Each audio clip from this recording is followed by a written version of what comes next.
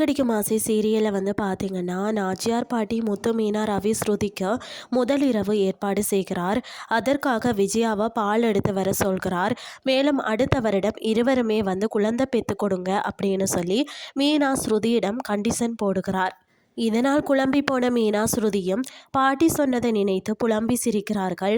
தொடர்ந்து பாட்டியோ விஜயாவோ பல வேலைகளை வந்து ஏவுகிறார். மேலும் பார்த்தீங்கன்னா மனோஜ் 2 பெட்ரூமை அலங்கரித்துட்டு சோகமாகி விடுகிறார். பிறகு கிச்சனில் பால் காய்ச்சி கொண்டிருந்த விஜயாவிடம் சென்ற மனோஜ், நான் வெளியே செல்றேன், நாளை தான் வருவேன் அப்படின்னு சொல்லி சோகமாக சொல்கிறார். எனக்கு புரியுது, இங்கே நடக்கிற கூத்தை பார்க்க முடியாமல் தான் போறேன்னு, நீ எதுவுமே கவலைப்படாத என ஆறுதல் சொல்கிறார் விஜயா. தொடர்ந்து கனகா வீட்டிற்கு சென்ற மனோஜ் பார்த்ததும் தேவிகாவும் கனகாவும் மகிழ்ச்சி அடைகிறாங்க. பிறகு கனகா மனோஜை விளையாட அழைக்கிறார்.